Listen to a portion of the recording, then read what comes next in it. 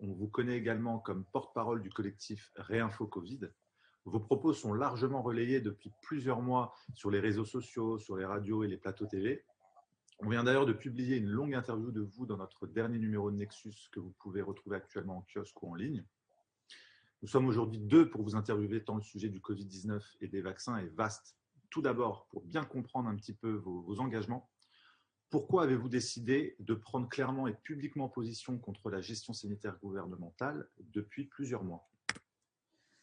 Ouais, merci beaucoup Marc de me recevoir dans Nexus. Merci pour tout le travail que vous faites aussi, qui n'est pas si facile que ça pour les journalistes d'arriver à tenir un son de cloche un petit peu dissonant par rapport à la narration gouvernementale et officielle. Donc c'est assez sain qu'il y ait plusieurs regards sur le joyau multifacette qu'est la réalité, quoi, hein. Bon, voilà, on a une grosse facette qui est celle des médias mainstream, puis c'est bien qu'il y en ait d'autres. L'autre chose, c'est que vous avez dit que j'étais médecin anesthésiste réanimateur. Effectivement, j'exerce à Marseille et je tiens d'emblée à préciser que je ne parle pas pour mon institution. Il y a un contrat que j'ai passé avec eux et je leur suis très reconnaissant finalement de m'avoir laissé de la liberté de parole. C'est une preuve d'une très grande intelligence de la part des gens de mon institution. Et en échange, ce que je respecte, c'est de dire vraiment que je ne parle pas au nom de l'institution. On n'a pas du tout la même ligne sur plein de points divers. L'autre chose, c'est que j'ai une autre casquette encore. C'est que moi, j'ai un Master 2, l'équivalent un peu d'un DEA, si vous voulez, en anthropologie de la technique, en éthique médicale, centré autour de la question de la technique en santé et de l'anthropologie de la technique, qui me donne un regard un peu plus, en gros, de philosophe, de sociologue, d'anthropologue sur le sujet. Alors, votre première question, elle était autour du fait de mais qu'est-ce qui m'a poussé en fait à prendre la parole. Vous avez raison parce que il y a beaucoup de médecins qui ont peur. Vous avez vu passer comme cadeau de Noël pour le 25 décembre, une révision par décret du code de déontologie pour l'ordre des médecins qui limite en gros la parole des médecins, hein, on peut le voir comme ça, c'est une limitation de la liberté d'expression, disant vous ne devriez pas dépasser une ligne rouge qui est le savoir parfaitement admis. C'est une vision très simpliste de ce qu'est la science et de ce que c'est que le savoir admis, comme s'il était fixé une fois pour toutes et qu'on pouvait rester dedans ou dehors. Non, la réalité, c'est que le savoir passe son temps à bouger, que les connaissances médicales et scientifiques passent leur temps à évoluer. Et donc, c'est une illusion de penser qu'on pourrait toujours être dans la doxa dominante et que ce serait quelque chose qui serait sain. Non, là, sinon, vous tombez dans le moment arriéré de l'humanité, où finalement, chaque fois que vous avez une pensée un petit peu divergente par rapport au dogme, vous allez être mis au bûcher. C'est une nouveauté, ça, ce changement de, pardon Caroline, de changement de déontologie, ce code de déontologie, c'est une nouveauté, cette recommandation, cette exigence. Ah oui. Vous pouvez aller voir, c'est un texte par décret qui a été passé le 25 décembre 2020 pour un petit cadeau de Noël, pour nous dire faites attention. Donc en fait, effectivement, pour les médecins, vraiment, dès que vous vous exprimez dans les médias, il y a un peu une ligne rouge. Moi, c'est ma chance, c'est que je suis pas juste médecin, je suis citoyen, je fais de la recherche en anthropologie de la technique, et puis je suis porte-parole citoyen d'un collectif Réinfo Covid qui regroupe des chercheurs, des enseignants, des médecins, des soignants, des aides-soignants, des restaurateurs, des entrepreneurs, des artistes. Donc, on a un très bon reflet de la société civile avec un niveau d'intelligence, de compétences et de savoir qui regroupe des gens qui vont depuis la philosophie, la sociologie, l'anthropologie, la recherche sur le génome viral, la recherche en ingénierie virale, des gens qui font de la recherche en biomatériaux, des mathématiques fondamentales.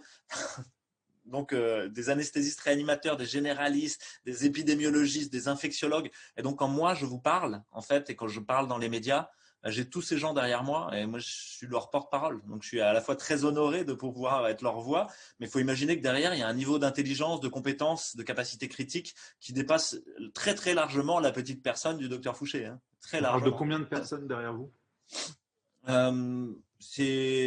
Vous pouvez considérer qu'il y a une cinquantaine de personnes, 60 personnes dans le cercle cœur, c'est-à-dire vraiment la coordination intime du collectif. 450 contributeurs directs, c'est-à-dire des gens qui vont participer à des tribunes, à des écritures de textes, à des écritures, et puis qui sont signataires du manifeste de Réinfo Covid. Vous avez 28 000 personnes maintenant qui sont abonnées à la newsletter, 60 000 abonnés peu ou prou à la chaîne YouTube, Facebook, j'en sais rien.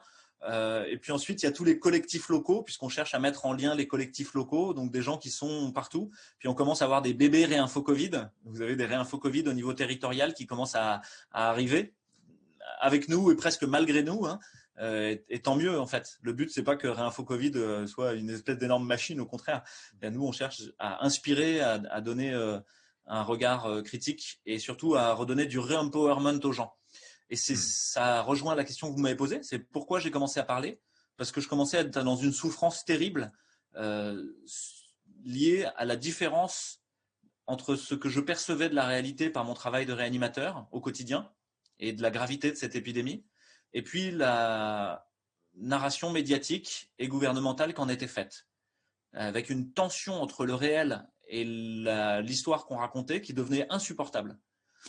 Et surtout, une narration qui en plus était perverse dans la mesure où elle faisait peser aux gens, à la société civile et à nos concitoyens, le poids de cette épidémie. Elle leur mettait sur les épaules le fait que les réanimations soient remplies, que les hôpitaux soient remplis, qui était vraiment une façon dégueulasse de faire, en fait, d'utiliser la peur et la culpabilité comme levier politique. Ça me devenait très, très clairement insupportable. Et en fait, plutôt que de rester tout seul derrière mon écran et derrière un mur de verre, comme il y a beaucoup de gens aujourd'hui qui sont tout seuls derrière leur écran en train de pester et de se dire « mais qu'est-ce que je peux faire pour arrêter ça ?» J'ai simplement appelé à l'aide. Je me suis mis en lien avec d'autres gens. Et en fait, ça a été la clé de retrouver du pouvoir, d'agir dans la matière et dans le réel. Ça a été de se mettre en lien avec d'autres gens. Donc, finalement, vous pouvez imaginer qu'il y avait 4 choses qui nous étaient déniées. La capacité à comprendre la réalité. Je me suis acharné avec d'autres à essayer de comprendre la réalité, de lire les articles scientifiques, de lire les résultats de la science, mais aussi d'aller voir dans le réel qu'est-ce qui se passe, et donc de recueillir des témoignages. Actuellement, on a tout un groupe, tout un cercle qui est en charge de recueillir des témoignages de terrain des gens, des soignants, des restaurateurs, des artistes. Et c'est quasiment thérapeutique. Hein. C'est-à-dire que les gens qui font ça, ils aident à aller mieux, ces gens-là, mais ils aident aussi à comprendre ce qui se passe pour de vrai. Et ce qui se passe pour de vrai, c'est que la plupart de la souffrance qu'il y a autour de nous aujourd'hui, elle n'est pas liée au coronavirus. Elle est liée aux décisions sanitaires qui sont prises. Et ça, c'est une des choses sur lesquelles il va falloir remettre de la réalité. Et donc ça, c'est la première chose. On ne pouvait plus comprendre la réalité. On ne pouvait plus dire. Vous n'aviez plus le droit de parler. Nous, on a créé un médium, comme Nexus s'est créé peut-être un jour, parce qu'il y avait nécessité de parler, d'avoir une voix. Donc on a créé un site internet, on a créé une chaîne YouTube, etc. Et puis après, il y avait l'impossibilité de se mettre en lien avec d'autres gens. Vous étiez derrière des masques, distanciés socialement, etc. Nous, on s'est dit au contraire, il faut qu'on se mette en lien pour mieux comprendre, pour mieux parler et pour mieux agir. Et donc, on a décidé que toutes les personnes qui étaient toutes seules, d'essayer de les remettre avec des collectifs et de les mettre avec nous. Et puis ensuite, d'agir dans la matière. C'est la 4e chose qu'on vous a empêché de faire, c'est d'agir. C'est plus facile aujourd'hui de créer une chaîne YouTube ou une chaîne Facebook que d'aller changer ce que fait un député. C'est quand même fou. Hein. Je crois que Caroline, tu avais une question à poser précédemment. Alors, ton micro a été coupé. Je réactive. Bonjour Louis. Bonjour. Merci. On a eu la chance donc de se rencontrer il y a 1 mois et demi. On a abondamment échangé sur cet article qui est à paraître où tu as alerté de beaucoup de choses qui sont à l'œuvre, dont l'agenda est déjà en cours. Et j'ai pu d'ailleurs me rendre compte qu'au niveau de l'OMS, déjà en 2018, il y avait des congrès où le passeport vaccinal était déjà envisagé. Hein, donc les choses...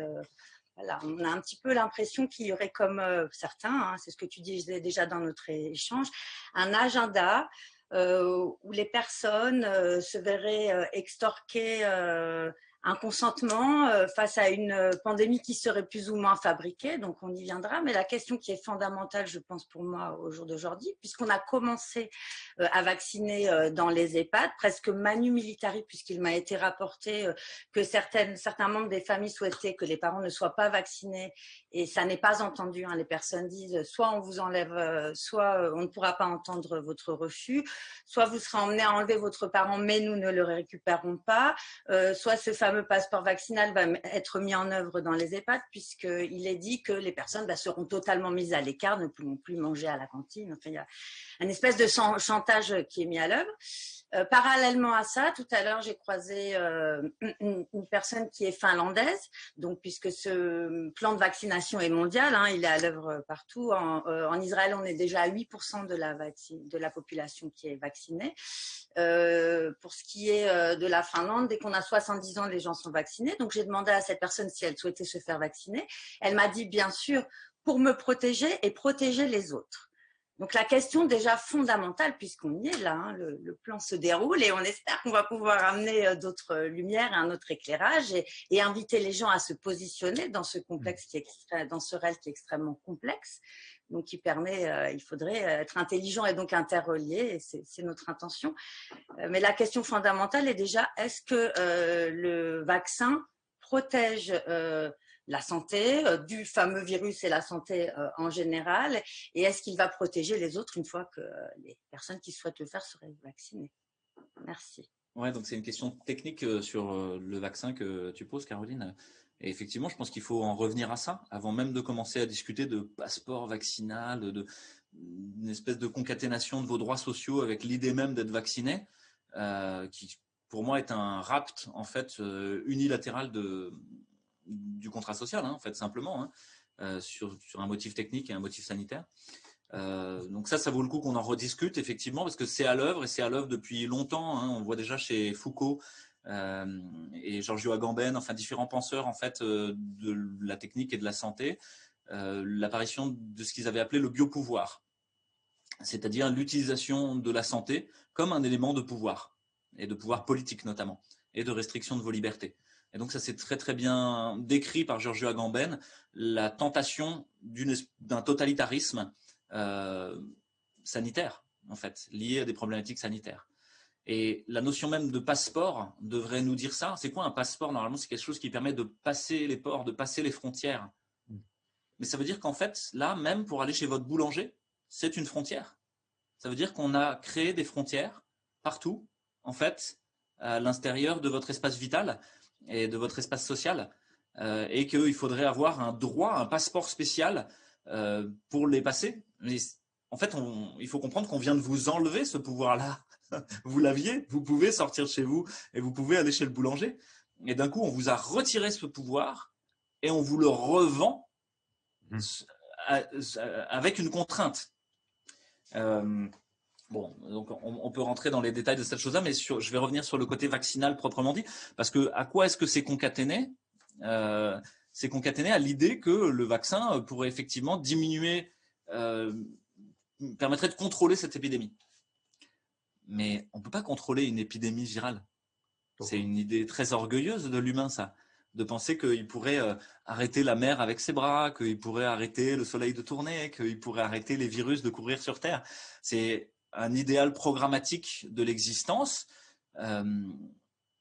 qui fait partie de ce qu'on appelle l'hubris, c'est-à-dire la folie des grandeurs, l'orgueil démesuré de l'humain qui pense que par la technique, il va réussir à domestiquer l'ensemble du monde dans lequel il vit.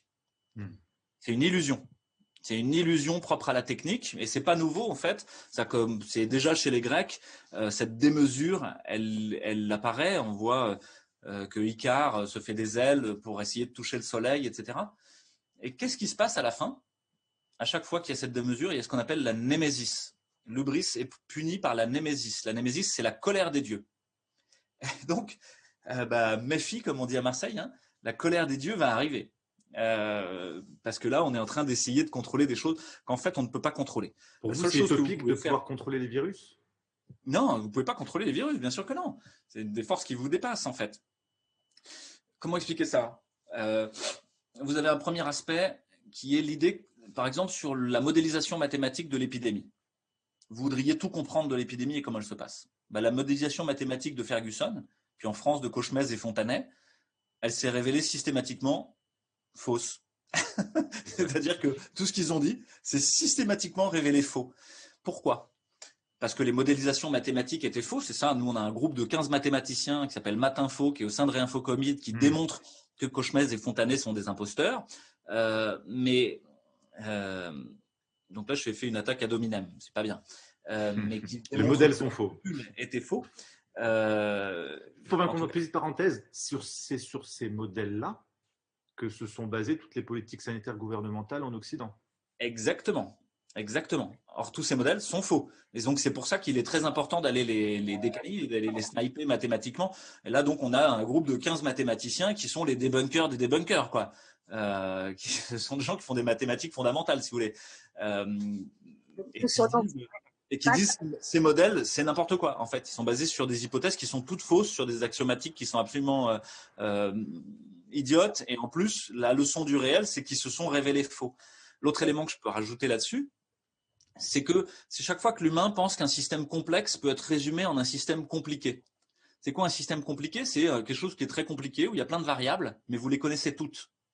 Et donc, on est capable, par exemple, de lancer une fusée sur la Lune. C'est compliqué, mais on est capable de le faire. Mais un système complexe, c'est quand vous n'avez pas toutes les variables. Et vous pensez que vous pourriez le résumer à un système compliqué. Mais ce n'est pas vrai, en fait.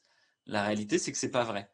Et il nous manque beaucoup de variables dans ce domaine. Oui, il y a trop de variables. Il y a des variables que vous ne pouvez pas prévoir. La réaction individuelle de la population, qu'est-ce qui se passe entre les gens, comment est-ce qu'en fait ils se traitent, quel a été le traitement en cause. Il y a trop de variables. Et tous les systèmes vivants sont en fait des systèmes complexes qui ne sont pas résumables à des systèmes compliqués.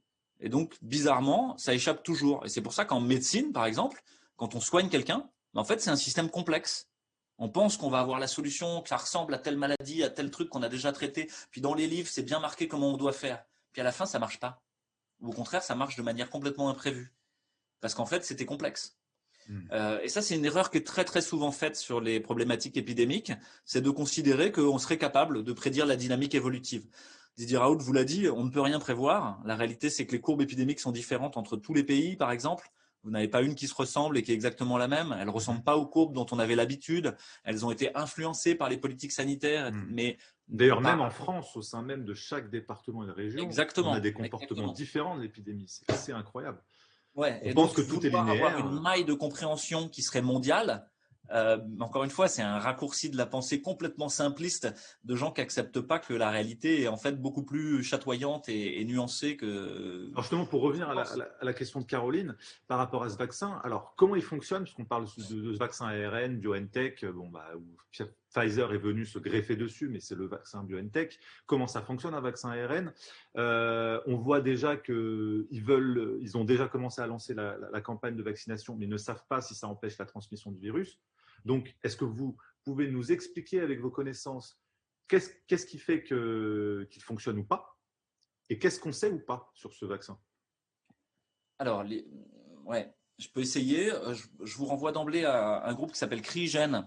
Quelqu'un qui s'appelle Christian Velot, je crois, qui fait une très bonne synthèse, en fait, à la fois écrite et sous la forme d'une vidéo sur les différents vaccins qui étaient en lice et qui sont toujours en lice dans la recherche sur le Covid-19. L'idée vaccinale est de créer une immunité humorale, c'est-à-dire liée à des anticorps qui vous défendent contre un pathogène, contre un agent infectieux, en vous soumettant à cet agent infectieux.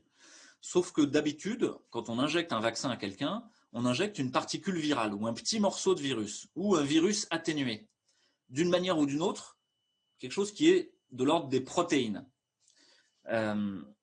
Et puis, on espère que soumis à cette protéine, votre corps va réagir et vos lymphocytes vont fabriquer des anticorps et garder cette mémoire des anticorps pour la prochaine fois où ils rencontreront une protéine virale.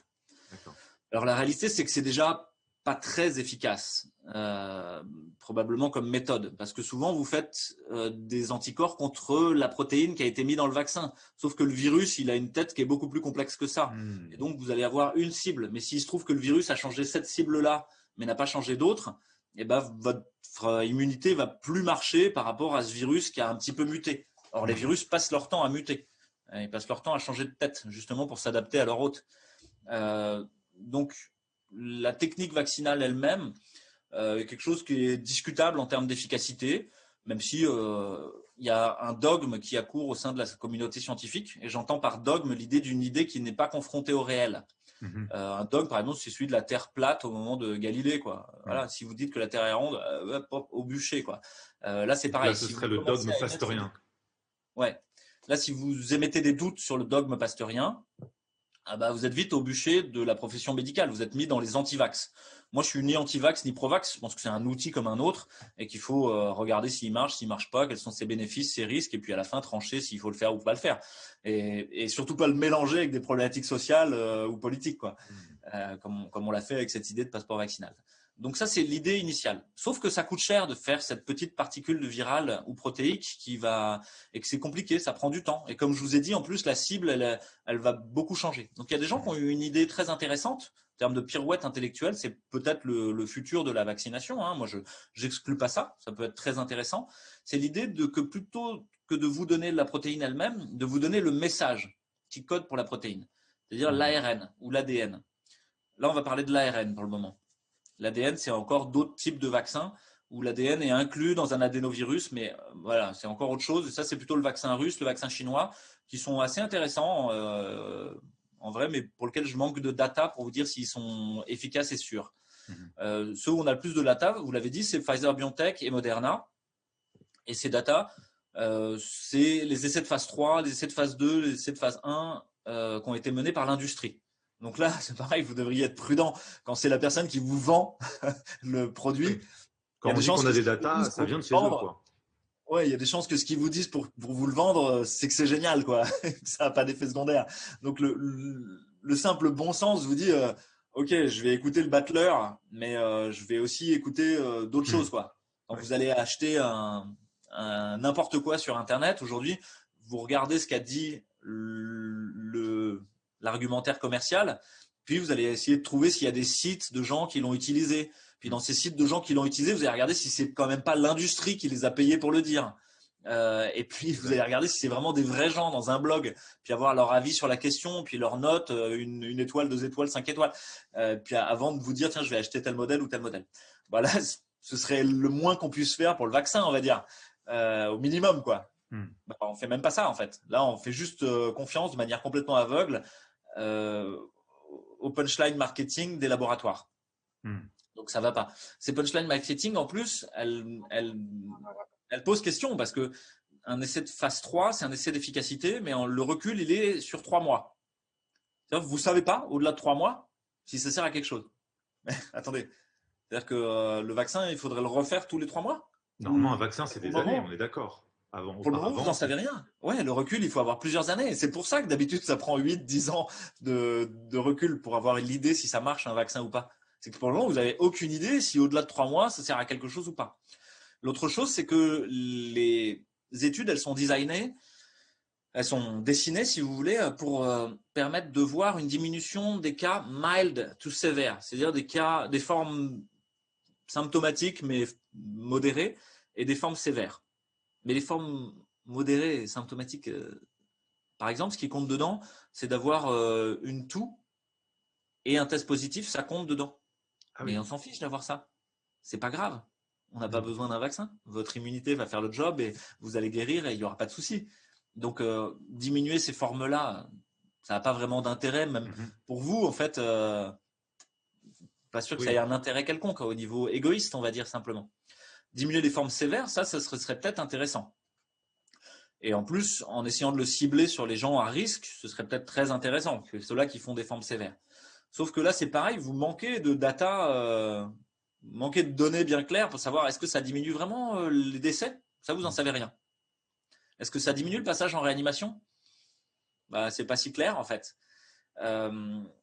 Donc, en termes d'efficacité, c'est pas clair. Ensuite, vous diriez non, mais c'est pas pour moi que je le fais, c'est pour diminuer la transmission aux autres. L'argument a été énormément repris dans les médias, de dire c'est pas une vaccination égoïste, c'est une vaccination altruiste.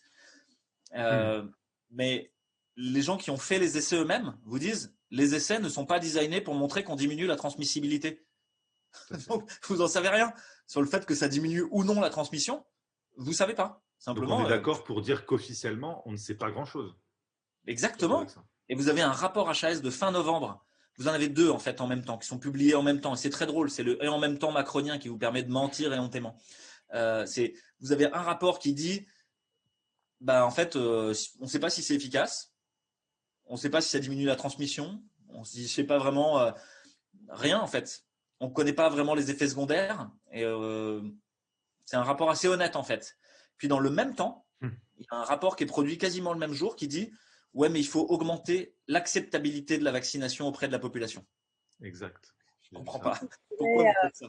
Oui, dans la fabrique d'un consentement. On est d'accord? Ok. La question qui se pose aussi, parce qu'on a eu, nous, un rapport officieux, enfin, voilà, qui a été fourni justement par Pfizer à la FDA, donc qui date de début décembre, qu'on a analysé, qui devrait sortir. Donc, c'est sur une cohorte de 44 000 personnes.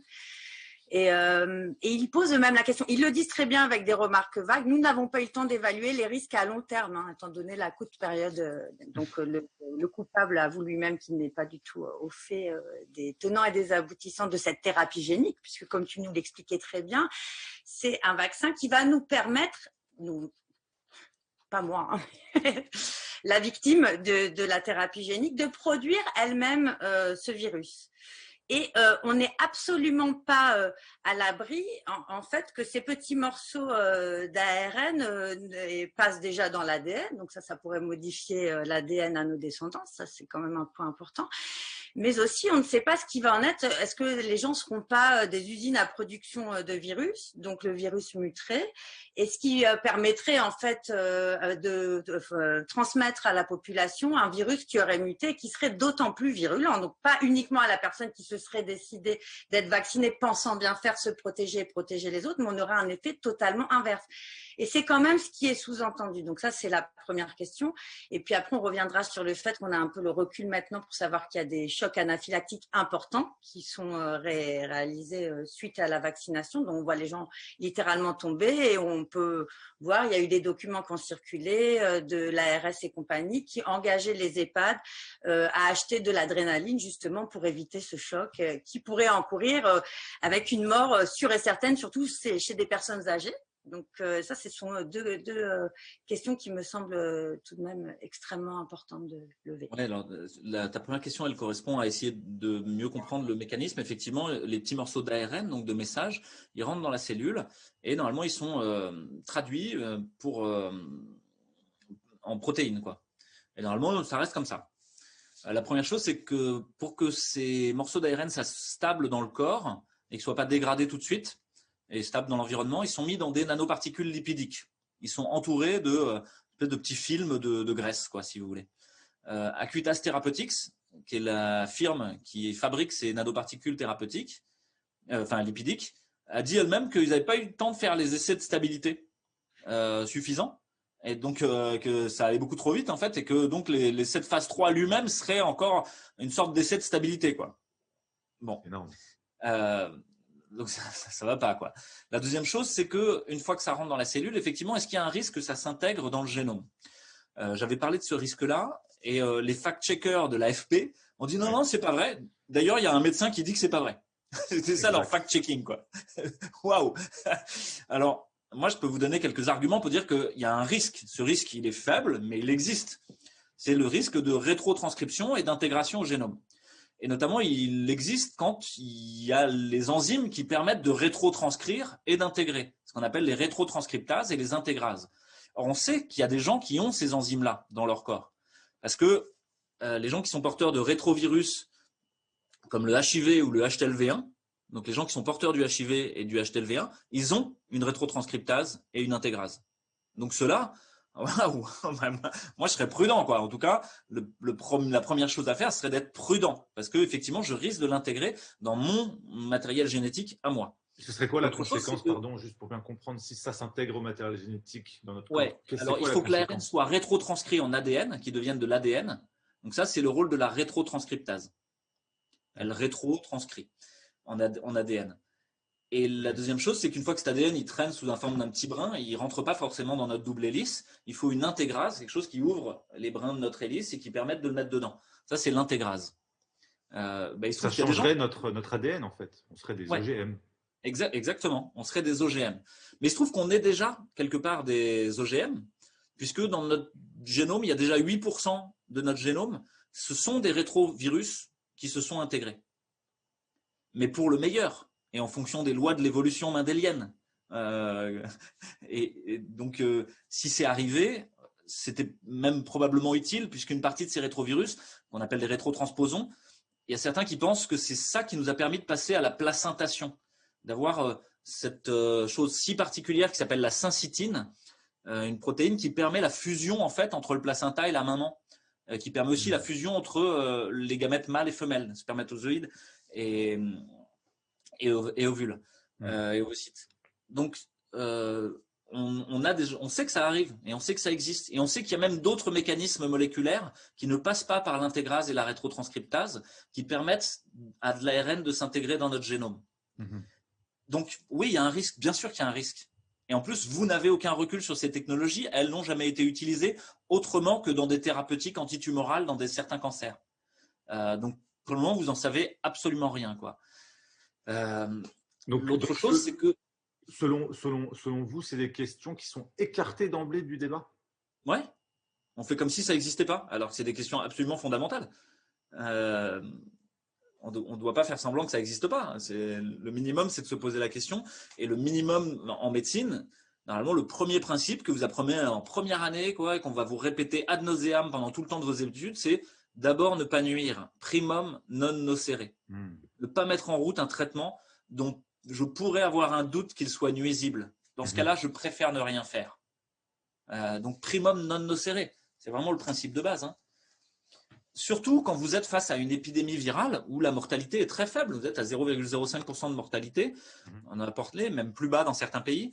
Ça veut dire que votre curseur de sécurité doit être mis au plus haut, puisque la plupart des gens, en fait, vont faire des formes asymptomatiques, vont pas faire la maladie, vont faire des formes bénignes. Et il y en a très peu qui feront des formes graves ou qui décéderont de cette maladie. Alors actuellement, on est plutôt à 0,09% en France. Bon, ça c'est les chiffres officiels, mais voilà. Je sais qu'il y a des gens qui vont tiquer sur les chiffres.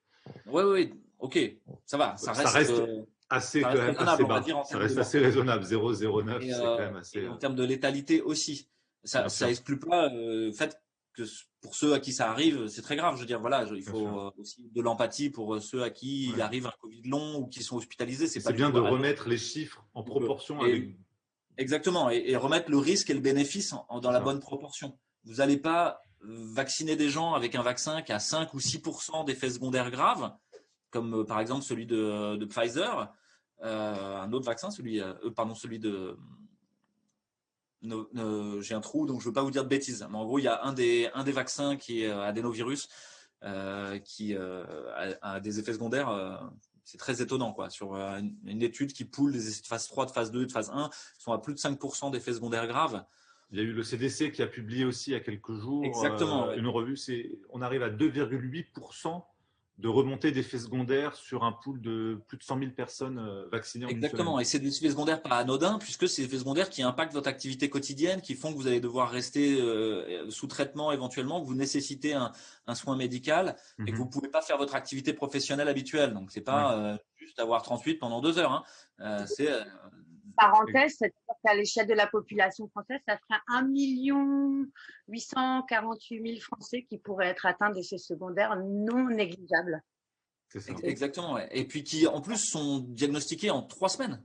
C'est-à-dire, attendez, les effets secondaires des vaccins, c'est pas en 3 semaines qu'on voit. Sur le Pandemrix, qui est le vaccin pour le H1N1, on a mis jusqu'à 2 ans à voir certaines formes de narcolepsie ou d'étalepsie.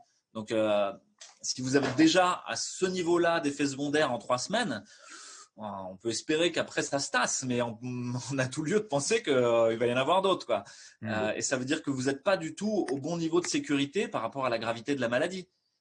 Ça a fait dire à Wolfgang Wodarg et à son collègue qui était chez Pfizer, qui ont mis en route, qui sont 2 médecins qui travaillent chez Pfizer, qui ont mis en route un moratoire sur la recherche sur ce type de vaccin en disant non, c'est beaucoup trop dangereux. Et il citait cette problématique de la syncytine dont je vous ai parlé, c'est-à-dire l'idée que Spike, la protéine qui est produite par l'ARN, qu'on vous injecte, qui est la protéine d'enveloppe du virus, qui permet, une fois qu'elle est clivée, de rentrer dans le récepteur ACE2 et de rentrer que le virus rentre dans la cellule. Donc ça, c'est la cible, en gros, de la vaccination, c'est de créer cette protéine Spike pour que vous fassiez des anticorps contre Spike. Sauf que Spike a beaucoup d'homologie de séquence avec la syncytine, justement. Ah mince, si jamais vous faites des anticorps contre Spike et que vous faites au passage des anticorps contre la syncytine, vous risqueriez d'être infertile. Ça, vous allez le voir au bout de combien de temps? Parce que vous n'allez pas le voir dans les 3 semaines. Hein. Il va falloir un petit moment avant de se rendre compte que les gens ils sont infertiles et de comprendre pourquoi ils sont infertiles et de le relier à la vaccination, etc. Donc ce risque-là, c'est pareil. Vous allez le faire courir à des femmes en âge de procréer, à des hommes en âge de procréer. Ça agit aussi sur le sperme masculin et la rencontre entre les gamètes dont je vous ai parlé. Donc c'est même pas que chez les femmes. Waouh. C'est incroyable. On n'entend nulle part cette information. En tout cas, je la découvre. Vous allez sur la pétition de Wolfgang Wodarg, etc., qui a été envoyée à la Commission européenne du médicament pour dire temps mort, les gars, on va se calmer en fait. Il soulève cette hypothèse-là. Oui. Donc, deux anciens médecins de chez Pfizer qui invitent, comme tu dis, à un moratoire et à un arrêt total de toutes les recherches. Guidon et Wodarg. On est sur un niveau d'effet secondaire et un bénéfice potentiel qui fait que en fait, c'est une thérapeutique nulle et non avenue, en l'occurrence, dans cette maladie. D'autant plus que si on parle d'efficacité, on doit en parler face aux bons comparateurs. C'est-à-dire, si on compare le vaccin versus paracétamol, bonne chance, on se revoit dans 2 semaines quand vous serez en train de vous étouffer, c'est pas correct. Parce qu'on a d'autres logiques thérapeutiques dans cette maladie qui peuvent éventuellement apporter de gros bénéfices. Alors, comme quoi, par exemple? Alors, on va en parler. Et l'IHU de Marseille montre une létalité entre 0,05% et 1, on va dire. Une létalité, c'est le nombre de morts sur le nombre de diagnostics positifs, c'est-à-dire de tests positifs à SARS-CoV-2. Quand dans le même temps à Marseille, on est plutôt à 1,3, je crois, de létalité, et quand sur l'ensemble de la France, on est plutôt à 2,3 de létalité. On l'ouvre ce dossier ou on l'ouvre pas? Quand est-ce qu'on va regarder pourquoi l'IHU de Marseille a une létalité qui est environ 4 fois moindre que celle de l'ensemble de la France? Ça veut bien dire qu'ils font quelque chose un peu différemment qui a l'air de fonctionner. Qu'est-ce qu'ils font différemment? On a différentes stratégies. Mais vous savez très bien que l'immunité, et tous les médecins le savent, normalement ils peuvent le dire à leurs patients, ça a été même dit par le syndicat de la médecine du sport, c'est que faire de l'activité du physique, c'est bon pour vous. Vous avez besoin de sortir, de courir, de vous aérer. Donc si vous confinez les gens, vous les rendez malades. Vous baissez le système immunitaire en fait. Besoin de maintenir votre niveau immunitaire par le fait d'avoir une activité physique régulière. Votre niveau immunitaire, il est dépendant de votre niveau de stress. On le sait très bien quand on fait une interrogation surprise à des élèves dans certaines recherches rigolotes, ils font plus de grippe ou d'épisodes virales dans les 2-3 semaines qui suivent que ceux qui n'ont pas eu d'interro surprise. Juste par cet à-coup de stress-là, statistiquement. Il y a d'ailleurs une étude de l'INSERM qui le prouve. Relayer cette information. Ce que je vous dis, c'est qu'il y a plein d'études qui démontrent que le stress est un facteur majeur d'infection. Et donc, vous ne devriez pas maintenir les gens dans le stress et la peur permanente en leur serinant tous les jours le nombre de morts avec un croque-mort qui vient vous dire combien il y a eu de morts tous les jours et qui en plus dit des chiffres faux qui ne sont jamais fact-checkés, qui vous parle de nombre de cas ou de contaminés alors qu'on parle de tests positifs à SARS-CoV-2, on y reviendra peut-être, mais ce n'est pas la même chose, un test positif qu'un cas, c'est pas vrai quoi. 86% des gens qui ont un test positif à SARS-CoV-2 sont asymptomatiques, ils n'ont juste même pas vu la maladie. C'est-à-dire qu'il faudrait qu'on puisse avoir une quantification de la charge virale à ce moment-là. Au moins déjà, et puis même cette charge virale là, si vous avez le CT, nous on appelle ça le cycle threshold sur les PCR, c'est intéressant, hein. Nous on s'en sert par exemple, moi le test il m'est utile dans ma pratique quotidienne de médecin. Mais par contre, c'est pas du tout un test qui permet un dépistage en population générale. Alors ce fameux CT d'ailleurs on en a souvent parlé, il a été apparemment très très très très surélevé par rapport à ce qu'il faudrait mettre en termes de seuil de CT. J'ai vu, on a du mal à comprendre à quoi ça correspond, mais on a vu qu'autour de 20-25, c'était un CT acceptable. Certains labos, apparemment, en France, étaient montés jusqu'à 40, 45, 50. On a nous-mêmes à Nexus essayé de demander à plusieurs laboratoires quel était le CT qu'ils appliquaient pour leurs tests. On n'a eu aucune réponse. Ouais. Il n'y a que l'IHU, enfin, c'est pas que, mais c'est l'IHU et à 35 CT, quoi, à déterminer que c'était pour lui le bon ratio. Mais surtout, le test, il ne doit pas exister comme ça, sans rien tout seul. Le test, c'est une aide au médecin à aller affiner sa présomption diagnostique. Ça veut dire que ça commence par un médecin et un syndrome. Et pas dans la population tout venant, allez vous faire tester, vous aurez le droit d'aller à la pistoche ou de partir en vacances et tout. Ça n'a aucun sens. En fait, c'est faire reposer sur ce test des choses qui ne doivent pas reposer dessus. Parce que quand vous avez un test positif ou négatif, vous ne savez pas si vous êtes transmetteur ou pas, par exemple. Il y a une étude sur 10 millions de Chinois qui est sortie il n'y a pas très longtemps dans Nature qui montre qu'il n'y a pas de transmission asymptomatique et pas de transmission présymptomatique. Qu'est-ce que ça veut dire? C'est-à-dire les gens qui n'ont pas le nez qui coule, qui n'ont pas de la fièvre, qui toussent pas, qui sont pas fatigués, qui ont des courbatures, qui n'ont pas la diarrhée, qui n'ont pas une anosmie, en gros, ils transmettent pas le virus. Et pareil, les gens qui ont ce syndrome grippal ou de maladie virale, on va dire, remonter les cas contacts d'il y a 3 semaines ou d'il y a 2 semaines en essayant de tracer tout le monde par l'ARS, ça n'a aucun sens. Les gens ne sont pas transmetteurs en pré-symptomatique. Ça veut dire avant d'avoir été symptomatique, ils ne transmettaient pas la maladie. C'est ce que démontre cette étude-là. Donc il y a un moment, il faut arrêter le délire sur les masques et les cas contacts. En fait, on est dans un délire collectif. Un truc qui n'a aucun sens et aucune justification. Justement, là, ils viennent de déployer quasiment, on les voit dans les grandes villes, presque dans chaque grande rue, des tentes de tests rapides antigéniques. Le Canard enchaîné du 23 décembre dénonçait, balançait l'information comme quoi ces tests étaient complètement pas fiables, qu'ils produisaient beaucoup de faux positifs. Donc, on est vraiment dans une illusion de contrôle et de tests finalement. Ouais, dans un mensonge collectif, parce qu'à partir du moment où vous commencez à raconter la maladie par le nombre de tests, à finalement corréler les mesures sanitaires au nombre de tests positifs, tant qu'on ne sera pas en dessous de 5000 tests positifs par jour, on ne fera pas ci, on ne fera pas ça, on ne réouvrira pas les restaurants. Vous êtes dans un mensonge d'État qui est pour moi délirant en fait. Vous êtes en train d'instrumentaliser la science de manière à côté de la plaque en fait, et sans aucun impact réel sur l'épidémie. C'est ça aussi qu'il faut regarder. Est-ce qu'à la limite vous diriez ça permettrait de diminuer la surcharge sur les hôpitaux, les réa? Mais sauf que non. L'histoire des masques n'a rien changé à l'évolution en réanimation. Les masques pour l'enfance, les enfants sont pas vecteurs, ils sont pas contaminants, ils sont pas malades. Les masques dans la rue, on sait très bien que c'est une imposture, ça sert à rien et c'est démontré scientifiquement. L'étude danoise DanMask démontre que ça n'a aucun impact en fait sur l'évolution épidémique. D'ailleurs, ça pourrait même avoir l'effet contraire.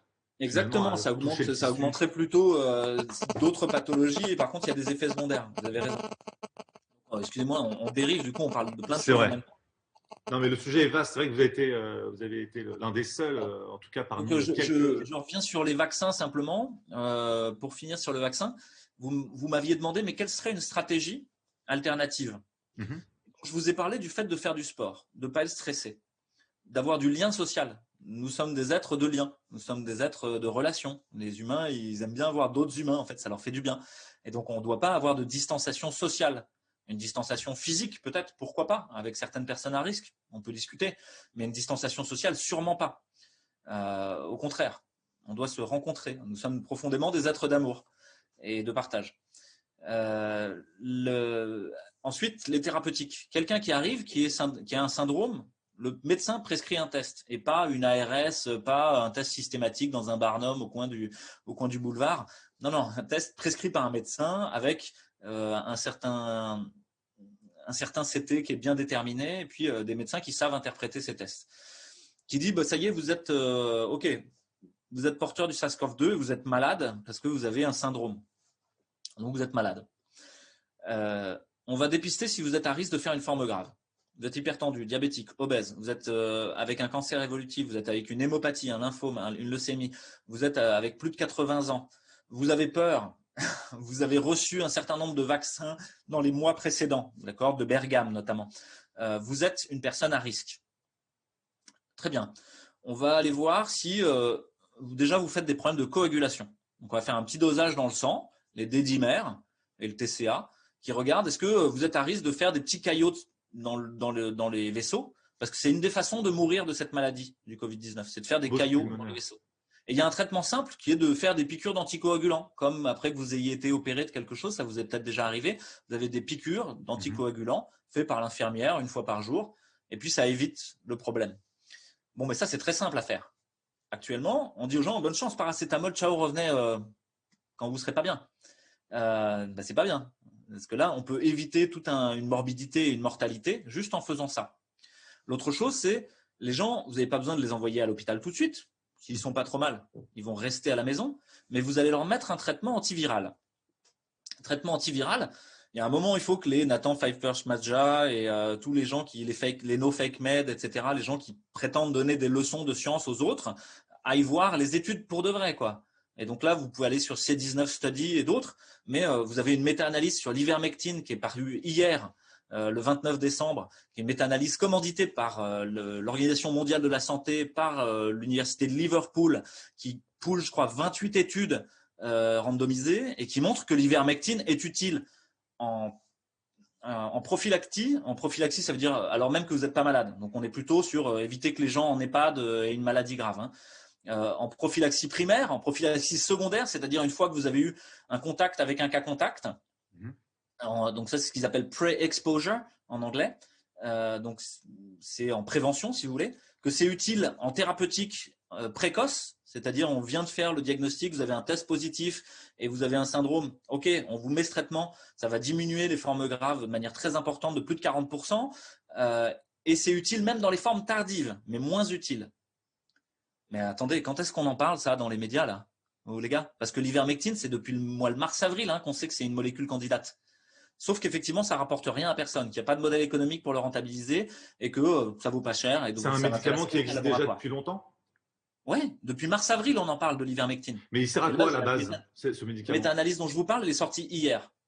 Parce que le professeur Perron nous en a parlé il y a quelques jours de cette fameuse molécule, justement en disant que c'était un médicament qui est utilisé depuis des années dans d'autres pathologies. C'est un médicament contre la gale, normalement. Un médicament contre la gale. Il y a une certaine toxicité, je crois, hépatique qu'il faut aller vérifier. Hein. Mais donc, il ne faut pas faire n'importe quoi. Ce n'est pas en automédication, c'est avec son médecin, etc. Bien sûr. Mais c'est une molécule candidate probablement très intéressante. Et là, il y a plein de données, si vous voulez. Là, je me permets de le dire parce que, si vous voulez, en termes de data scientifique, je veux dire, le Conseil de l'ordre n'a rien à dire à ce que je suis en train de dire. C'est juste les gens qui font semblant de ne pas voir. Là, donc, vous avez l'ivermectine. Vous avez la vitamine D et le zinc. Mais ça, ce n'est pas nouveau. Ça fait hyper longtemps que dans les infections virales et même les infections bactériennes, on sait que les déficits en vitamine D et les déficits en zinc, c'est les gens qui font les formes les plus graves. Qu'est-ce qui s'est passé sur le Covid-19? On a retrouvé que les gens qui avaient un déficit en zinc et en vitamine D, c'était ceux qui faisaient les formes les plus graves. Et qui est-ce qui a des déficits en vitamine D? Presque 80% de la population en France. Donc, on a intérêt à se recharger en vitamine D. On ne prend pas assez de soleil. Parce que c'est une des façons de faire la vitamine D, c'est l'exposition au soleil. Oui. On peut se supplémenter assez facilement d'ailleurs, les médecins de ville. Ça se supplémente très facilement. C'est un médicament over the counter. C'est pas compliqué, quoi. Ça coûte vraiment rien en fait de déjà le tester dans votre sang. Donc, à partir du moment où le généraliste trouve que vous avez SARS-CoV-2, que vous êtes symptomatique, il va doser ça dans votre sang et puis il va vous recharger si vous en avez besoin. Est-ce qu'on peut faire ça en prophylaxie? Selon vous, on aurait pu faire une grande campagne? Alors, je ne suis pas censé donner des conseils médicaux comme ça, sans consultation, vous savez, monsieur Daoud. Mais je crois qu'il faut que vous en parliez à votre médecin, à l'évidence. Il aurait été de bon ton de proposer aux Français d'aller se faire doser chez leur médecin et de, en tout cas, essayer de se renforcer au niveau de leur vitamine D et de voir s'ils avaient des carences. On est d'accord? Je pense que de toute manière, c'est un conseil de bon sens que d'aller voir si vous avez des problèmes carentiels au niveau nutritionnel.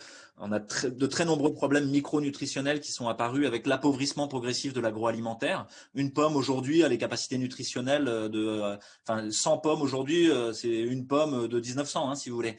On a appauvri progressivement la charge en nutriments d'ordre de grandeur. Il faut aller vérifier, les fact-checkers s'en chargeront. Mais globalement, les capacités nutritionnelles des aliments qu'on mange sont bien moindres qu'avant. Et donc, on est carencé en beaucoup de choses. J'invite nos spectateurs à éventuellement se tourner vers ce documentaire Maltraité qui parle de toutes les choses. L'argent bien sûr. Et pourquoi pas l'argent colloïdal, ça fonctionne très bien. Moi, je pense qu'il faut rester en lien, c'est-à-dire même quand on n'est pas d'accord, être en lien. Et donc, aller voir son généraliste et lui dire, voilà, moi, je vois tout ça, en fait, dans les réseaux sociaux, j'ai le docteur Fouché, machin, qui me parle de ces choses-là. Et est-ce qu'on peut en parler ensemble? Est-ce qu'on peut ouvrir le dialogue? Et vous allez vous rendre compte qu'il y a un certain nombre de médecins qui sont prolétarisés, en fait, c'est-à-dire qui ont perdu les savoirs et les savoir-faire. Vous allez vous rendre compte qu'un certain nombre de médecins sont payé par le système. Aujourd'hui, un médecin touche 5 € et des brouettes s'il vous vaccine. C'est amélie.fr, vous pouvez aller voir sur le site. D'ailleurs, une consultation, on rappelle, vous avez une consultation Covid. une prime si vous vaccinez contre le Covid. C'est ça. L'autre chose, c'est que normalement, les médecins sont responsables pénalement et civilement de ce qu'ils font, hein, de leur activité médicale. Et là, le gouvernement leur a dit non, mais pour les vaccins, c'est bon, vous ne serez même pas responsable. Qu'est-ce que c'est que cette histoire? Revenir sur la CNIL, en effet, c'est quelque chose qui est tombé très récemment. Et c'est de façon opposée ce qui va se jouer en Espagne, où il y aura un dossier de toutes les personnes qui ont accepté ou celles qui refusent d'être vaccinées. Qu'est-ce qu'il en est de la CNIL? Parce qu'on assiste, les enjeux de cette crise sont aussi le traçage de la population, hein, force est de le Ouais, alors Caroline, tu me fais partir là-dessus. Je vais finir un peu plus vite sur la thérapeutique alternative. Donc, on a dit ivermectine, zinc, vitamine D, vitamine C, Zitromax. Ça, c'est tout le groupe de Claude Escarguel, qui est un médecin biologiste, et de son fils Bruno Escarguel, qui est pneumologue, avec tout un groupe de médecins qui ont largement démontré que le Zitromax, l'azithromycine, donc qui est un antibiotique, macrolide, est utile dans cette infection. Et puis enfin, l'hydroxychloroquine, on est obligé d'en parler, quoi qu'il en coûte à YouTube. Vous censurerez si On vous… se fait censurer systématiquement, d'ailleurs, on vous le redit même sur Facebook, dès que le mot Covid-19 apparaît dans une publication, impossible de la partager facilement et de la booster, de faire quoi que ce soit qui puisse mettre en avant cette publication, malgré le sourçage systématique des données sur l'hydroxychloroquine, c'est scandaleux. Exactement. Donc là, vous ferez bip et on dira le médicament de l'IHU de Marseille. Ça aussi, il faut aller voir. Vous avez actuellement… je vais dessus pour pas vous dire de bêtises non plus, mais vous avez plus de 120 études sur le sujet, en fait, qui démontrent que c'est utile. À quel point c'est utile, c'est ce que je ne sais pas vous dire. J'ai du mal à savoir à quel point ça va diminuer votre niveau de risque. Mais il y a 219 études autour de ce médicament et 156 études revues par les pairs. Et à la fois en traitement précoce et surtout en traitement précoce, hein, et un peu en traitement tardif, ça a l'air d'être utile. Moins que l'ivermectine de ce que j'ai pu lire moi, mais ça a l'air d'être utile quand même. Donc, vous avez on mettra en lien dans la description. Vous avez toutes ces options thérapeutiques-là qui existent. Et l'autre chose, c'est l'organisation des soins. Si jamais vous laissez les gens à la maison avec tous ces traitements-là, il y a de bonnes chances qu'ils n'arrivent jamais à l'hôpital parce qu'ils iront bien. Donc déjà, vous allez diminuer la charge sur l'hôpital et la réanimation. L'autre chose, c'est que il y a un moment où après l'épisode symptomatique viral, il y a un moment où il n'y a pas de symptômes. La patiente ne ressent rien. Mais ça n'empêche pas qu'il peut s'installer ce qu'on appelle un orage inflammatoire. Et que cet orage inflammatoire, on peut le détecter par des tests sanguins d'une part. Et on sait qui est-ce qui va le faire, les personnes à risque dont je vous ai parlé tout à l'heure. Donc il faut qu'ils continuent à être suivis régulièrement par leur généraliste. Et une prise de sang qui va détecter si la ferritine augmente, si les marqueurs inflammatoires augmentent, va permettre de voir s'il se passe quelque chose. Et dans ce cas-là, il y a peut-être certaines thérapeutiques comme les corticoïdes, c'est-à-dire une immunomodulation par les corticoïdes qui peuvent être très utiles. Et l'autre chose, c'est qu'il peut y apparaître ce qu'on appelle une vascularite, une capillarite pulmonaire, une atteinte des vaisseaux du poumon, qui est à l'origine de besoins en oxygène très importants. En fait, qu'il n'y ait pas assez d'oxygène dans le sang. On appelle ça l'hypoxémie. Et les gens ne s'en rendent pas compte. On appelle ça l'hypoxémie heureuse. Mais ça, on peut le détecter en mettant une petite pince qui s'appelle un saturomètre au bout du doigt et qui est en fait une petite lumière infrarouge qui va regarder si votre sang il est très rouge ou très bleu. S'il est très bleu, c'est qu'il est très pauvre en oxygène. S'il est très rouge, c'est qu'il est très riche en oxygène. Ça va vous donner un score de saturation. La saturation, c'est quoi? C'est si vous vous souvenez du dessin animé La Vie. Les globules rouges, ils ont un sac à dos et dessus, il y a des molécules d'oxygène. La quantité d'oxygène dans le sac à dos des globules rouges, c'est ça la saturation. Et c'est normal quand c'est à 100%. Et puis, vous êtes mort quand c'est à 0%. Et tant que c'est au-dessus de 95, c'est normal, on va dire. En dessous de 95, ça veut dire qu'il se passe quelque chose. Et à partir du moment où il se passe quelque chose, vous demandez à l'infirmière qui vient faire, par exemple, l'injection d'anticoagulants de prendre la saturation le matin et le soir, ou au patient lui-même, il peut le faire, il n'y a rien de compliqué. Hein. Et à partir du moment où il est à moins de 95, tac, il y a un warning, on dit tiens. Et là, on peut mettre en route une oxygénothérapie à domicile. La Société de pneumologie de langue française a donné des recommandations en ce sens, qui permettent de maintenir les gens à domicile, et y compris avec de l'oxygène, mais pas avec trop d'oxygène, avec juste de faibles niveaux d'oxygénodépendance, et qui dit que jusqu'à 4 litres et jusqu'à 94% de SAT, pareil, vous pouvez aller vérifier, vous pouvez rester à la maison, ça va, c'est safe. Vous ne prenez pas de risque pour vous. mais qu'à partir du moment où vous avez plus besoin d'oxygène, là non, il faut aller à l'hôpital, ça commence à être un peu trop sérieux. Tous ces gens-là que vous allez laisser avec un peu d'oxygène, et comment vous allez avoir de l'oxygène? Il y a des prestataires de services, des entreprises qui vous fournissent des bouteilles d'oxygène ou qui fournissent ce qu'on appelle un extracteur d'oxygène, c'est-à-dire une petite machine qui va extraire l'oxygène de l'air dans la pièce et vous le mettre dans des lunettes dans le nez. Et ça peut aller jusqu'à 6 litres. D'ailleurs, l'un des fabricants s'appelait Luxfer, qu'on a laissé déposer le bilan apparemment en France. C'est un des producteurs européens de bouteilles. Ouais, ça de bouteilles, ouais. Mais en fait, c'est tout à fait faisable, quoi. C'est tout à fait organisable. On l'organise déjà sans problème pour les post-opératoires ou les choses comme ça, ou pour les gens qui ont une oxygénodépendance chronique. Donc, on peut tout à fait le faire. Et ça va permettre qu'il y ait beaucoup moins de gens qui passent aux urgences parce que les gens, ils vont arriver, on va dire, ils ont trop d'oxygène. Il faut qu'ils aillent directement en service Covid. Et on connaît leur diagnostic, il n'y a pas besoin de repasser par la case d'urgence. Donc, vous allez désaturer les urgences pour le coup. Et puis, vous allez échelonner l'arrivée de ces patients sur les services Covid et échelonner ou diminuer leur arrivée sur les services de réa. Et vous n'allez plus avoir de tension sur votre système hospitalier. Et donc, le problème, il est résolu. L'autre chose, c'est que plutôt que de donner des milliards pour du remdesivir ou pour des vaccins, vous donnez ces milliards pour avoir des soignants, des médecins et des moyens à l'hôpital. Donnez-les-moi, vous allez voir, on va s'organiser un truc qui marche. Oui, il y a un paradoxe, c'est une contradiction dans l'annonce des confinements qui sont liés à la saturation des hôpitaux et l'argumentation qui est de dire que ce n'est pas une solution d'augmenter les capacités des hôpitaux.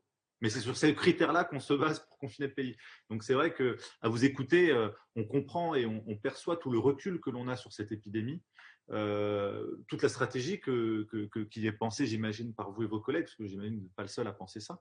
On a eu beaucoup de médecins qui nous ont donné des pistes comme la vôtre. Finalement, bon, on est dans un combat médiatique, puisqu'on entend bien que votre parole est très, très, très peu relayée dans les médias mainstream. Finalement, bon, on vous entend beaucoup sur les réseaux sociaux. Qu'est-ce qui fait qu'on ne vous entende pas? Est-ce que c'est parce que vous avez si peu de conflits d'intérêts? D'ailleurs, quels sont vos conflits d'intérêts? Parce que c'est une question. Je le dis au début, j'ai 450 € sur Transparence Santé. Ça, c'est le dessus de l'iceberg. En fait, si vous voulez comprendre les conflits d'intérêts des médecins, c'est beaucoup plus compliqué que ça. Il faut rentrer dans les détails. Il y a certains médecins qui ont des stock options. Donc ça, vous ne le verrez jamais.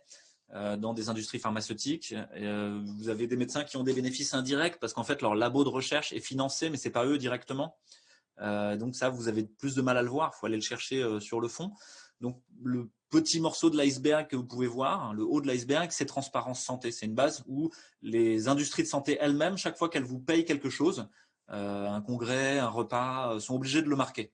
Moi, j'ai 450 €, c'est déjà beaucoup en fait pour moi. En vrai, j'ai été surpris. C'est tous les staffs de service qui ont été marqués. Mais si vous prenez certains de mes collègues en centre-ville, ils ont 150 000 € sur Transparence Santé. Si vous prenez Karine Lacombe, je peux le dire parce que c'est des informations publiques, elle a plus de 250 000 € de conflit d'intérêt sur Transparence Santé. C'est énorme. Ouais. Donc, il y a un moment, ça doit être marqué quand vous parlez, d'où vous parlez. Moi, en l'occurrence, j'ai rien à gagner. Vous m'avez posé la question pourquoi je me suis mis en route dans cette histoire. J'ai rien à gagner. J'ai tout à perdre, en fait. Mon statut, mon travail.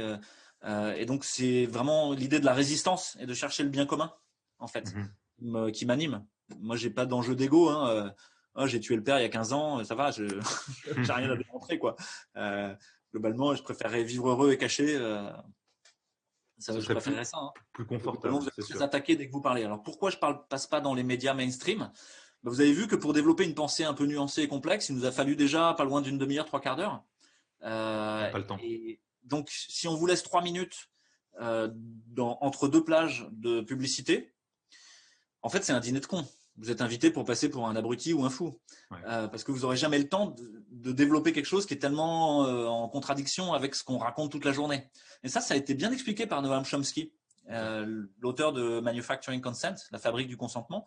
Il a dit, si vous avez que 3 minutes, vous ne pourrez jamais développer une pensée. Or, il se trouve qu'en 3 minutes, on est capable juste d'attirer l'attention, d'accrocher l'attention éventuellement de quelqu'un.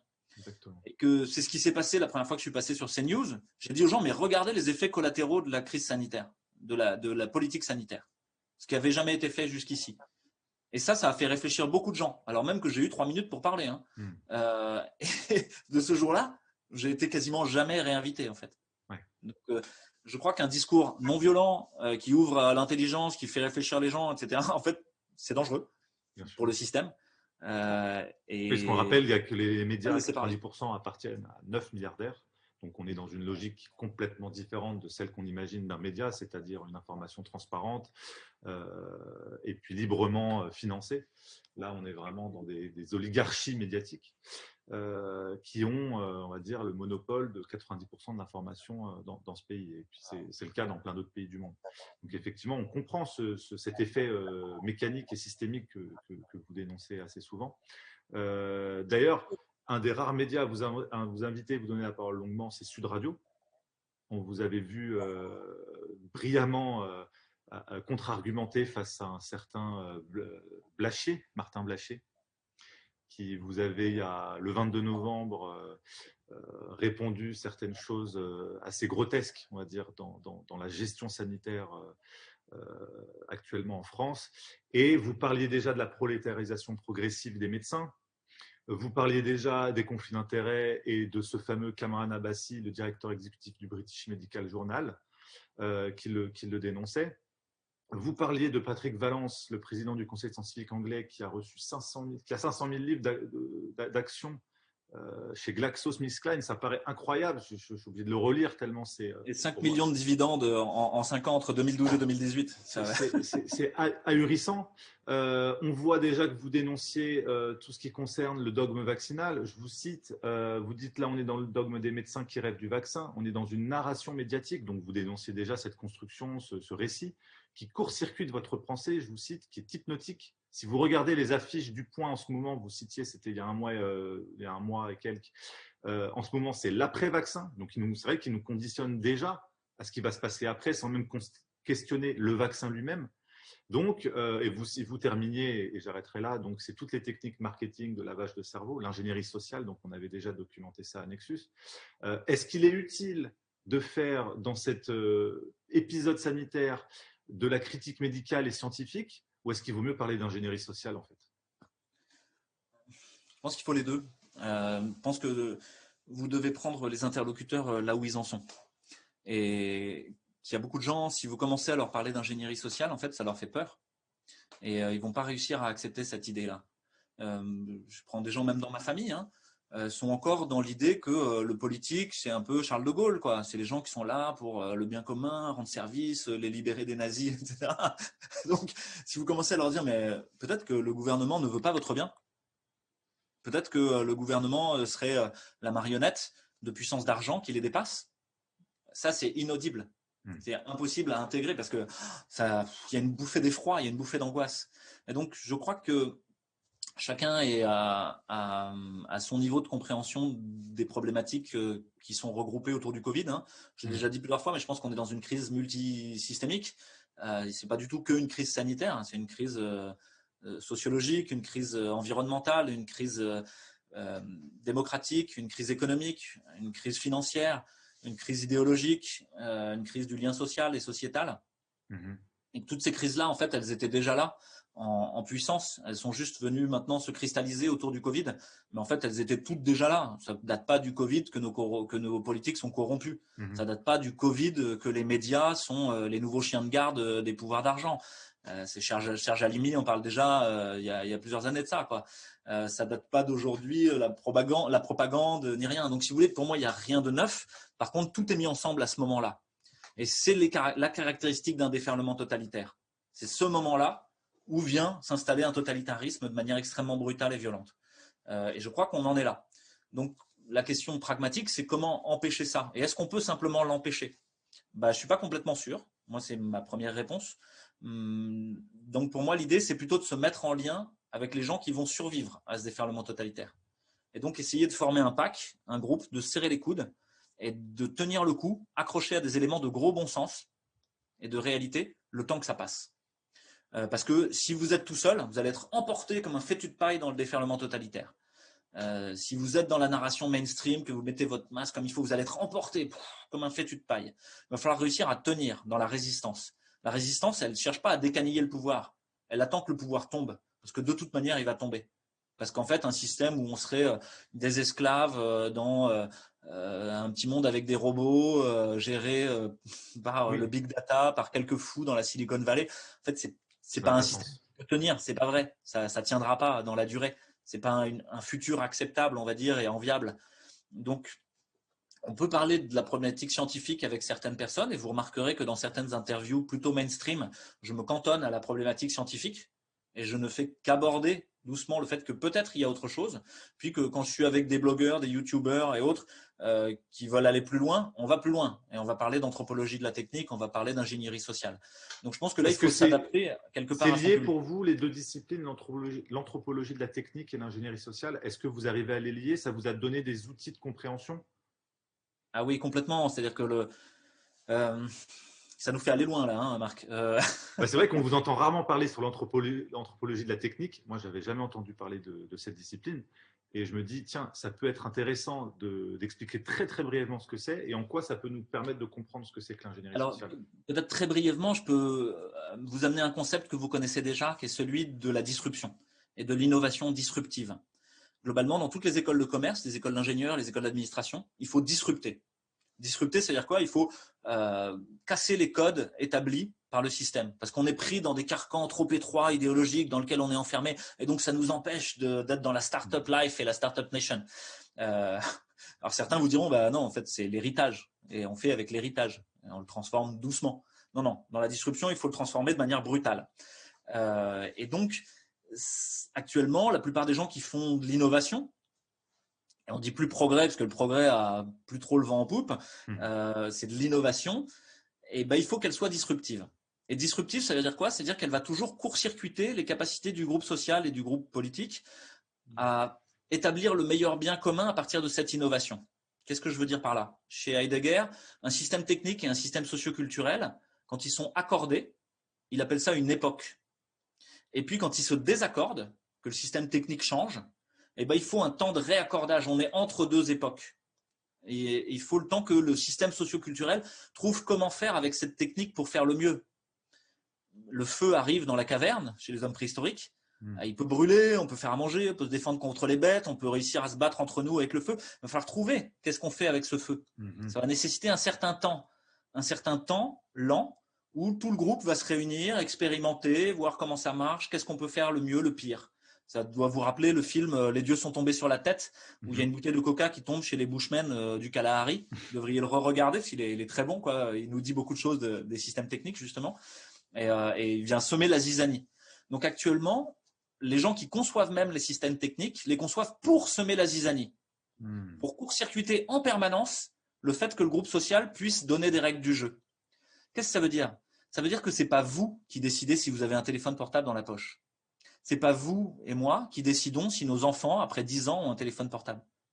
C'est celui qui disrupte. C'est celui qui a créé la technique. Et donc, c'est Amazon, c'est Google, c'est Facebook qui définissent les règles du jeu. C'est Samsung, c'est Nokia. C'est plus le groupe politique ou la famille. Non, non, non, non. Ça, c'est out. Et ça fait quoi? Ça fait que le groupe perd sa capacité à être ensemble parce qu'il est plus structuré par un idéal commun positif. L'idéal commun positif, Stigler, il appelle ça la protension collective positive. On n'a plus de protension, c'est-à-dire quelque chose à quoi on tend, collective, ensemble, positive. On ne sait pas ce que c'est le monde dont on rêve. Donc ça fait qu'on se désunit, on devient des monades juxtaposées. Ça, c'est l'école de Francfort individus en sociologie, voilà, des individus, mais qui ne sont pas individués. C'est-à-dire qu'on est tous pareils.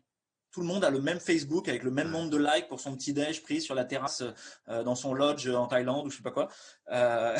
Et va chercher. Donc, c'est que les mêmes personnes mais qui sont en lien et qui ont un craving pour le lien, qui voudraient être en lien parce que justement elles le sont pas. Donc elles vont passer leur temps sur les réseaux sociaux à essayer d'exister dans des espèces de narcissisme juxtaposé, mais qui sont pas du vrai lien social, qui sont la règle du lien social devient donnée par Facebook.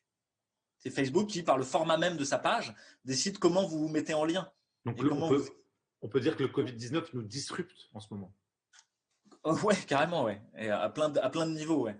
Et les politiques passent leur temps à nous disrupter. Tous les 2-3 jours, enfin toutes les semaines, ils nous changent la narration, quel item on regarde au niveau épidémiologique, quelles nouvelles règles absurdes ils vont inventer en disant qu'il faut absolument le faire. Le tout pour toujours casser du lien social. Donc c'est cohérent avec ce que je vous dis, c'est qu'on est en train de casser le lien social. Et qu'est-ce qui reste quand il n'y a plus de protension collective positive, qu'il n'y a plus d'idéal commun positif? Il reste les protensions collectives négatives. C'est-à-dire quoi? On est tous d'accord que c'est la fin du monde. Ah, mais on a tous toujours été d'accord que c'était la fin du monde. C'est pas nouveau l'apocalypse. Apocalypse de Jean, etc. Le Noé, voilà, les grandes eaux sur Terre, etc. Le déluge. C'est pas nouveau en fait. Mais en face, il y avait toujours un récit qui faisait sens de protension collective positive, qui tenait le groupe. Actuellement, vous en avez plus. Il n'y a plus rien qui nous tient ensemble. Et on en crève en fait.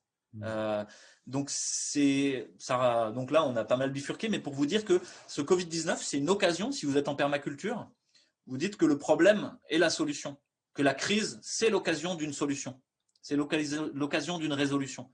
Ce Covid-19, il vient appuyer sur tous les points qui faisaient mal de notre société, qui était très malade, et qui n'était pas malade d'hier, hein, qui était malade depuis bien longtemps. Et bien justement, c'est l'occasion, pas de se réinventer ou d'aller déconstruire ou je sais quoi. Non, c'est l'occasion de rêver ensemble vers quoi on veut aller. Et c'est comme ça qu'on peut rattraper les gens dans une idée de non-violente qui ne consiste pas à essayer de décaniller les menteurs. Les sophistes, ils seront toujours là. Il y aura toujours des menteurs, il y aura toujours des pervers paranoïaques qui cherchent à prendre en main le système. C'est juste que ces gens-là, il ne faut pas leur donner les clés du système. Il faut qu'il y ait des contre-pouvoirs. Il faut qu'il y ait des gens qui les empêchent d'arriver là. Et il faut les soigner. Donc là, il faut soigner les gens malades. Mais les gens malades, attends Caroline, je finis juste un truc. Les gens malades, vous les soignerez peut-être pas. Et ça, c'est tout l'objet de la psychiatrie autour des pervers narcissiques. Il y a des gens qui se posent la question, est-ce qu'on peut guérir un pervers narcissique? Et y compris par l'amour, par exemple. Mais c'est pas sûr. Pas sûr. En fait, il est tellement plus en lien qu'il cherche à prendre le pouvoir sur tous les autres. Par contre, ce que vous pouvez faire, c'est tous les autres, ceux qui sont entre deux. Parce qu'il y a beaucoup de gens qui sont entre deux, simplement. Et qui ont peur de perdre des choses très réelles.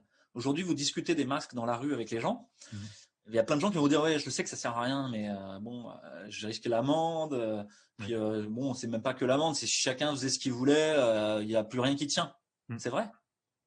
Et si vous creusez encore, vous grattez, pourquoi ils mettent le masque? Pour qu'on reste en lien. Et ça, c'est juste. C'est la stratégie qui est mauvaise. C'est pas le masque qui va nous faire rester en lien. Mais rester en lien, là, dans notre société, ça, c'est hyper important. Ouais. Et là, on est en train de séparer tout le monde, en fait. Séparer les complotistes des moutons Covid, séparer. À la fin, quand vous êtes séparés, Machiavel l'a dit, hein, le pouvoir, il n'est plus entre vos mains. Vous avez été disrupté. Ouais. Et c'est plus vous qui décidez de votre destin.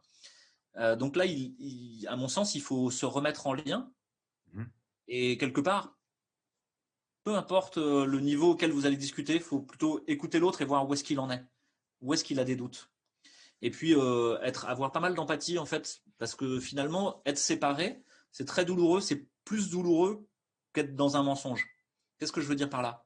Il y a beaucoup de gens, ils vont préférer la parité à la vérité. Ils préfèrent rester avec leur père, à hier, hein, P-A-I-R, que être dans la vérité. Aujourd'hui, vous avez plein de médecins, ils mentent, ou en tout cas ils se mentent à eux-mêmes, ou ils font semblant de ne pas voir, parce que sinon ils seraient exclus des médecins. Et peut-être même réellement, hein, dans notre collectif, il y a des gens qui ont perdu leur boulot, quoi, de parler, qui ont été virés. Donc, et cette appartenance, cette volonté d'appartenance au groupe, selon vous, elle est plus forte que la vérité, que la recherche de la vérité? Ah ouais, je pense qu'elle est fondamentale. On est sur quelque chose d'ontologique, d'existentiel pour l'humain. C'est-à-dire qu'il a besoin du groupe pour pouvoir être un individu. C'est ce que dit Jürgen Habermas dans l'éthique de la discussion. Il commence par ça, hein, c'est l'exergue de son livre. Il dit il y a une double fragilité ontologique de l'individu et du groupe. Le groupe a besoin de l'individu et l'individu a besoin du groupe. Et donc, on a profondément besoin de former un nous pour pouvoir être un jeu. Alors actuellement, le nous est cassé. On l'a bien compris. Tu n'as absolument rien à gagner si ce n'est que la lumière soit et qu'une certaine vérité vienne le jour. Et là, on n'est pas dans un délit d'opinion que d'ailleurs l'Ordre national des médecins a mis au goût du jour. Donc, les médecins n'ont plus le droit d'avoir des opinions et on assiste à une véritable chasse aux sorcières. Hein. Vis-à-vis des éminences grises, hein, on a quand même mis sur le banc des accusés parmi les plus grands médecins que nous possédons en France, hein, donc c'est quand même extrêmement inquiétant. Et le fond du problème, on ne sait pas en effet si c'est en l'ignorance, je pense que c'est aussi le cas, les gens sont ignorants des faits, des tenants et des aboutissants, donc de la certaine fabrique d'une pandémie, puisque les tests sont souvent faux. Ils arrivent, ça on n'en a pas parlé, et ça y a eu jurisprudence là-dessus, parfois déjà sans qu'ils aient testé quoi que ce soit positif. On ne sait pas si le problème est aussi le fait qu'on soit dans une tendance à l'obéissance, qui a maintes fois été démontré en psychosociologie, si que le problème réside dans une certaine aussi obsession de la conformité. Donc, on aurait le 1% qui souhaiterait éventuellement nous asservir, le 1% qui serait l'intelligentsia qui voudrait que la lumière soit pour que davantage se positionner, et 98% des gens qui ne savent pas à qui ils devraient obéir. Moi, je le vois un petit peu comme ça.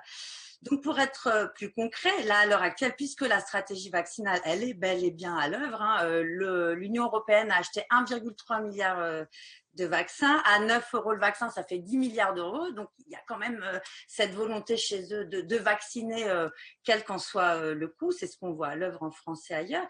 Donc, comment est-ce que nous, concrètement, puisque c'est ce que j'ai essayé de rebondir là-dessus aussi tout à l'heure, la CNIL, la Commission nationale information et liberté, a dit qu'il y avait un fichier qui serait mis en œuvre pour que les gens vaccinés puissent être enregistrés. C'est opposé à l'Espagne où c'est les gens qui refusent le vaccin là qui sont fichés. Donc, que doivent faire les gens qui ne savent pas se positionner? Quels seraient les éléments concrets, scientifiques? Parce qu'en matière de science, pour moi, on n'est pas dans l'opinion, mais il y a une vérité que tant que l'innocuité d'un médicament n'est pas démontrée, eh bien, on estime qu'on peut le prendre ou pas. Donc, quelles sont les données vraiment, véritablement scientifiques qui pourraient nous permettre de se positionner? Je t'ai levé ça tout à l'heure, concernant aussi le fait qu'on peut éventuellement être une usine à virus une fois qu'on est vacciné. Et tel que ça a été le cas aussi avec le Dengvaxia, tu m'en avais parlé pendant Oui, ça c'est encore autre chose. Mais tu me fais revenir sur le vaccin, mais donc autour d'une. C'est important que les gens puissent se positionner parce que à l'heure actuelle, il y a beaucoup de gens qui ne savent pas ce qu'ils doivent faire de ça. Est-ce qu'ils doivent se lever et descendre dans la rue comme ça a été fait au Danemark? Au Danemark, je rappelle que depuis février, l'obligation vaccinale était passée dans les textes. Néanmoins, quand on a dit aux gens tendez le bras, et ben, les gens sont descendus dans la rue pendant 10 jours et l'État aurait infléchi sa position.